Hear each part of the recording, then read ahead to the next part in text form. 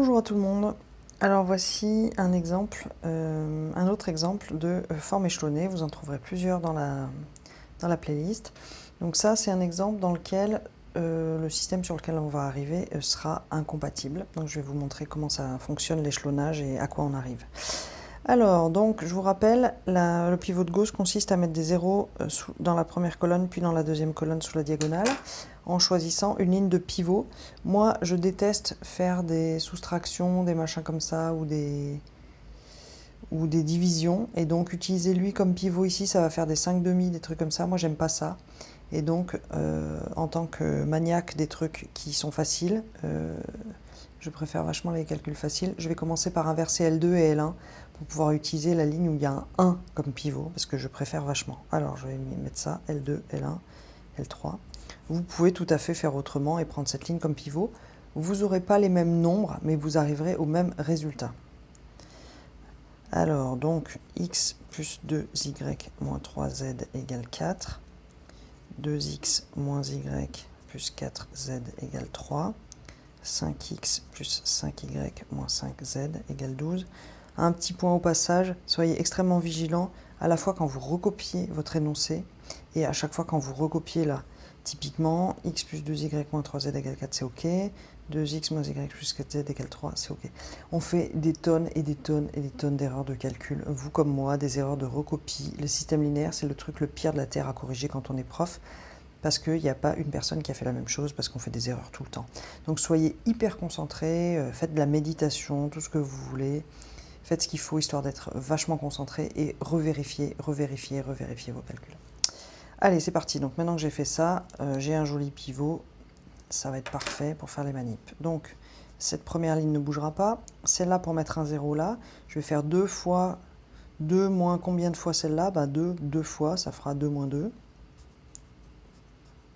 Et ça fera bien 0. Et ici, si je veux enlever le 5, je vais faire moins 5. L3 moins 5 fois L1. Alors c'est parti. Voici pour L1. Alors ça, moins 2 fois ça, ça fait bien 0, comme prévu, je mets rien. Ça, moins 2 fois ça, donc moins 1, moins 2 fois 2, moins 1, moins 4, ça fait moins 5. Ça, moins 2 fois ça. Alors moins 2 fois moins 3, ça fait plus 6. 4 plus 6, ça fait 10. Plus 10z égale ça, moins 2 fois ça. Alors 3, moins 2 fois 4, ça fait moins 8. Moins 8 plus 3, moins 5. Alors ça, moins 5 fois ça, ça fait 0. Ça, moins 5 fois ça. Alors, moins 5, ça fait moins 10. 5 moins 10, ça fait moins 5. Ça, moins 5 fois ça. Moins 5 fois 3 fois moins 3, ça fait plus 15. Plus 15 moins 5, ça fait plus 10. Et ça, moins 5 fois ça. 5 fois 4, ça fait 20. Donc, 12 moins 20, ça fait moins 8. Ok, donc là, vous voyez tout de suite arriver un truc qui va être incompatible, mais on va quand même pousser un cran l'échelonnage. Donc, L1, L2 ne bouge pas, ce sera notre niveau pivot.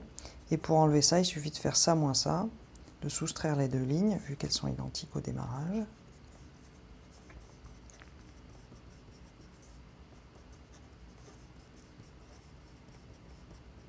Et si je fais ça moins ça, je trouve 0. OK. Ça moins ça, je trouve aussi 0. Et ça moins ça, moins 8 plus 5, ça fait moins 3.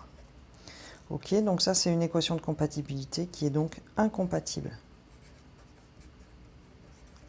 OK, donc ça termine l'échelonnage de la matrice et ça termine aussi la résolution, parce qu'à ce stade-là, on peut dire que l'ensemble des solutions du système, c'est l'ensemble vide, parce que ce truc-là est incompatible. Voilà pour cet exemple de forme échelonnée dans lequel il n'y a pas de solution. Mais vous voyez, c'est vraiment la même chose, hein, c'est-à-dire c'est vraiment mécanique. On va mettre des zéros là-dedans, on utilise un pivot. Bon, je fais la première manip pour avoir un pivot plus simple, plus petit, c'est plus cool. Une fois que j'ai ce petit pivot, paf, première étape, je mets des zéros là-dedans grâce au pivot. Deuxième étape, je prends un deuxième pivot et pof, je mets des zéros là-dedans.